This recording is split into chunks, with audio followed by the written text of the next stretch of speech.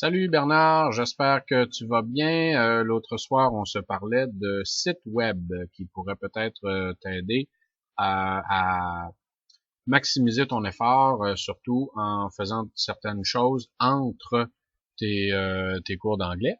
Alors voici, j'ai décidé de te faire un petit vidéo de peut-être une dizaine de minutes pour te guider, voir un petit peu te faire bénéficier de ma petite expérience. Alors, je vais te montrer un petit peu quoi faire avec les sites qu'on voit ici. Si tu les utilises tous ensemble, je peux presque te garantir des résultats. Ça se fait sur Internet et ça se fait, moi je te suggère, sur un laptop ou un ordinateur de bureau, encore mieux, avec des bons écouteurs, un bon petit... oui, c'est ça, voilà, avec des bons écouteurs ou des bonnes colonnes de son. Tu vas avoir besoin de google.ca, tu vas avoir besoin d'un site qui s'appelle dictionary.com avec juste un N, c'est important de bien l'écrire. Tu vas avoir besoin d'un site qui s'appelle Randall ESL. C'est comme ça qu'on le tape dans Google en passant pour le trouver. Bon, je ne veux pas te donner l'adresse complète, c'est compliqué, il y a des points, il y a des barres obliques, tout ça. Alors en utilisant Google, tu vas arriver exactement où je vais te montrer de façon très simple. Alors, on ouvre Internet et on s'en va sur google.ca. On est là et on peut déjà, je ne sais pas si tu es familier avec l'idée de s'ouvrir des onglets, j'imagine que oui. Alors, on va s'ouvrir un autre onglet ici et on va taper tout simplement dictionary.com et on va arriver exactement ici. Et là, on va le laisser là. Il va être prêt à faire feu lorsque tu auras des difficultés au niveau de vocabulaire. On revient sur Google et tu peux au fil du temps décider qu'il y a des sites que tu préfères, il y en a d'autres que peut-être que tu n'aimeras pas. Alors on va y aller en ordre. Randall ESL qu'on va taper dans Google tout simplement. Alors Randall avec deux L, ESL. Et en faisant Enter, toi, tu vas arriver ici et le premier site va t'emmener ici. Un petit peu de publicité à gauche, un peu de publicité à droite, un petit peu de toutes sortes de choses au centre, ça nous importe peu. Le site web est gratuit, hein, c'est donc il se donne un petit peu de publicité. Et là, tu vois en trois colonnes la gradation de la difficulté. Alors, easy, on peut commencer avec ça. A day at school. Et bon, encore une fois, un petit peu de publicité, des choses ici qui ne nous concernent pas. Nous, ce qui va nous concerner, c'est un petit peu de mise en contexte, mise en situation. Ensuite, un petit peu plus de mise en contexte ici. Et finalement, un player, un media player qui est organisé ici, c'est ton audio. On attend 2 secondes. On prend le temps de regarder un petit peu les questions. Il y en a toujours à peu près 5 questions à choix multiples. C'est pas stressant. Il n'y a pas de prof qui évalue ça. C'est que toi qui vois ça. Et donc, en lisant les questions, tu vas avoir encore une meilleure idée d'où tu t'en vas dans les prochaines minutes. En cliquant sur Play ici. Hello, today I'm interviewing Joshua on his experiences going to a Japanese school. Now, Joshua, what time do you go to school? 8 o'clock. Alors, ici, c'est un des exercices où la qualité est un peu pas trop bonne, mais quand même très compréhensible. Alors, on semble demander à un petit garçon à quelle heure il s'en va à l'école. Je crois qu'il a parlé de 8 heures, etc. Là, je ne sais pas, je clique au hasard. Et à la fin de l'écoute, que tu peux faire une fois, 2 fois, 3 fois, c'est toi qui décides le temps que tu as à consacrer, et avoir bien répondu aux questions au meilleur de tes connaissances, le score final, ouch, 20%.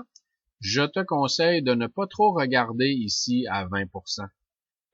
Tu veux faire travailler tes méninges le plus possible et en regardant ça, c'est pas nécessairement très bon. Alors moi, je ferais reset sans même regarder tout de suite.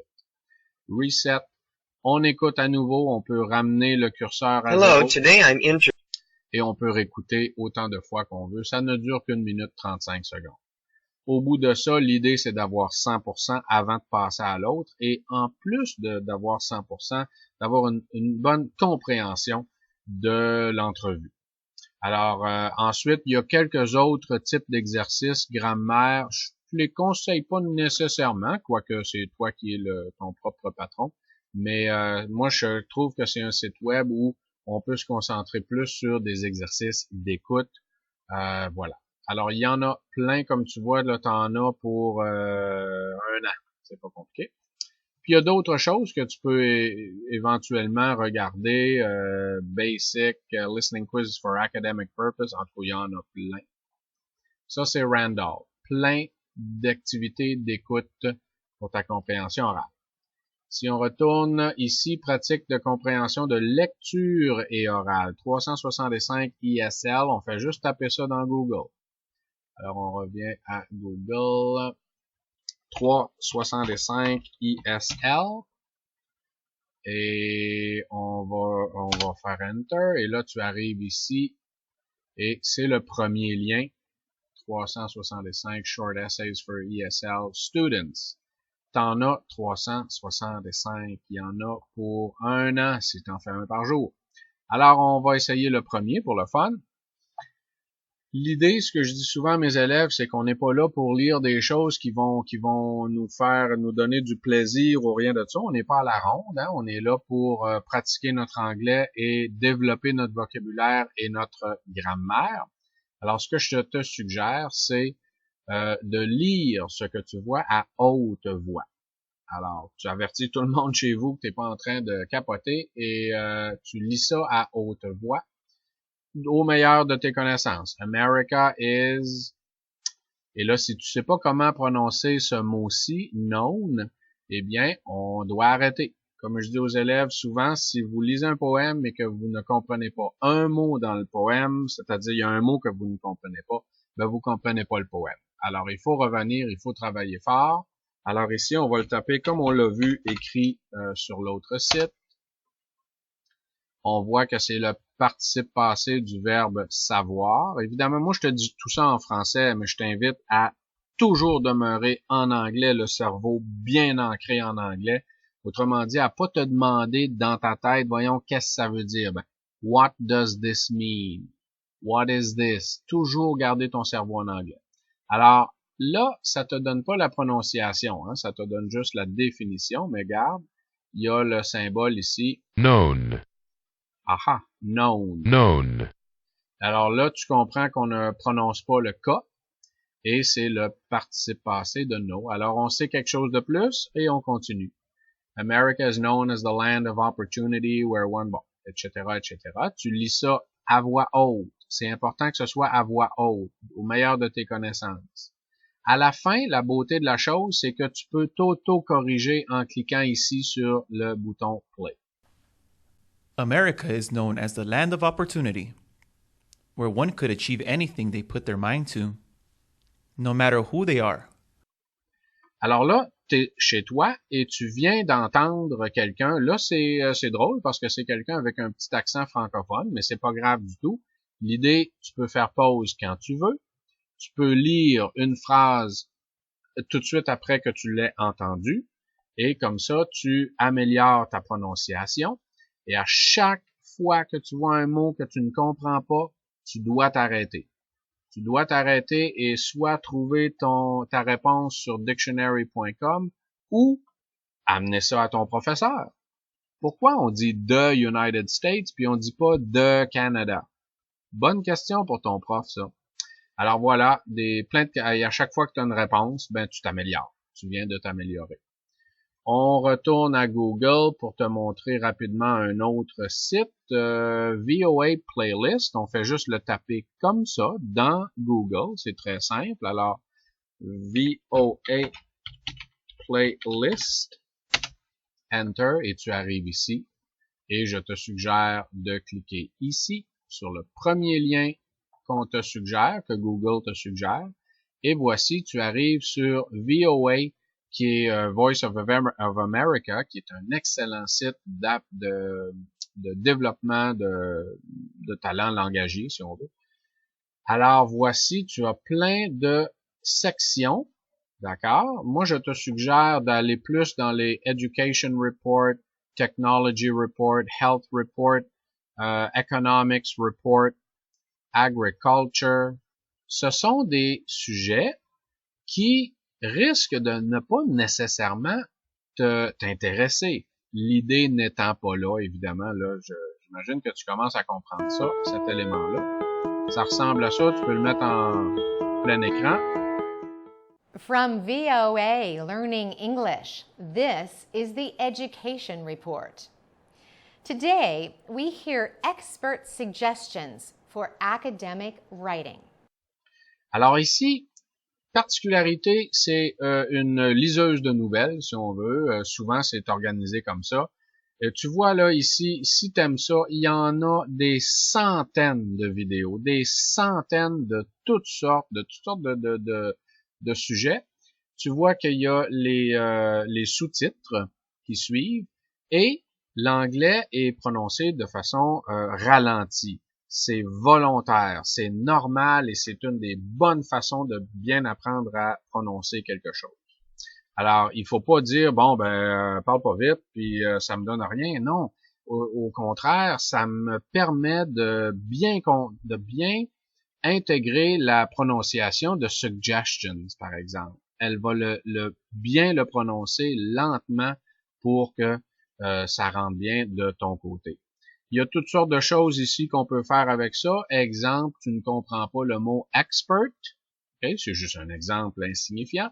On arrête, on fait une pause, on s'en va ici, on tape expert et on a la prononciation et on a la définition qui là vient confirmer ce qu'on pensait ou qui vient nous apprendre quelque chose. Ce n'est pas du temps perdu si c'est quelque chose qu'on se fait confirmer. C'est très important, ça fait partie de l'exercice. Alors voilà, VOA, c'est extraordinaire, la banque de choses que tu peux regarder totalement gratuitement. On revient à Google et on va aller voir un autre site, Montreal Gazette. C'est quelqu'un de cultivé, d'éduqué, c'est plaisant. On peut construire là-dessus avec des histoires d'actualité. Alors on s'en va dans Google, Montreal Gazette. Tu as accès à ça de n'importe où à travers le monde. Ça, c'est peut-être plus quelque chose que tu peux faire sur ta tablette. Et là, ici, voilà, il y a toutes sortes de nouvelles. Et l'avantage ici, c'est que ce sont des nouvelles dont tu as pu entendre parler au téléjournal, par exemple, ou dans la presse, ou dans le Devoir, peu importe ce que tu lis ou ce que tu regardes comme nouvelles. Il y a des sections ici. Tu peux aller voir des articles d'actualité. Alors ici, on voit que l'industrie du crack est sous le microscope selon une étude canadienne. Bon, on peut aller voir ça si ça nous intéresse, etc., etc. Kent Nagano à l'OSM, voilà. Toutes sortes de choses intéressantes. On a les nouvelles locales, Québec, National, Le Monde. C'est extraordinaire. C'est les meilleurs auteurs auxquels on a accès. Alors à chaque fois, c'est la même chose. On lit quelque chose, on ne comprend pas bien un terme, on arrête. Il faut absolument honored ici, on sait pas trop, on s'en va dans Google. H-O-N-O-R-N-O-U-R-E-D, voilà, honored. Alors là, on sait pas trop comment prononcer ça. Qu'est-ce que ça veut dire? Honneur, oui, ok, d'accord. Bon, on voit bien que un grand respect, etc. On regarde un peu partout, on peut écouter. Honor. Ah, et là, on apprend qu'on ne prononce pas le H dans le mot honor, qui est un honneur. Bon, on apprend toutes sortes de choses. Alors, quelqu'un est honoré cette semaine. Ok. Alors, la Gazette, extraordinaire ressource pour lire en anglais. Et l'avantage de ça, c'est qu'à chaque fois que tu lis à haute voix, tu parles en anglais et tu le fais bien. Ce que je veux dire par là, et je vais conclure un petit peu là-dessus, c'est qu'on peut bien se pratiquer avec un beau-frère ou un un ami ou quelqu'un qui malheureusement est pas enseignant, donc ne te corrigera probablement pas aux bons endroits, ne t'expliquera pas, etc., etc. Alors, le danger là-dedans, c'est de perpétuer des erreurs, de faire des erreurs et de ne pas se faire corriger tout de suite. En lisant un article de la Gazette ou des autres sites web dont je t'ai parlé un peu plus tôt, ici ou ailleurs, donc ça te permet de bien parler. Et tranquillement, pas vite, de façon subconsciente, ton cerveau va enregistrer ça. Alors, la Gazette, et finalement, si tu tapes A4 ESL, A4 ESL dans Google, on revient à Google, A4 ESL, Enter, tu arrives sur Activities for ESL Students. ESL en passant, English as a Second Language. Ici, tu peux t'amuser, cliquer, faire de la grammaire, toutes sortes de petites choses plaisantes. C'est a or an devant chair, par exemple. C'est a chair or an chair. Bon, toutes sortes de petits exercices à faire.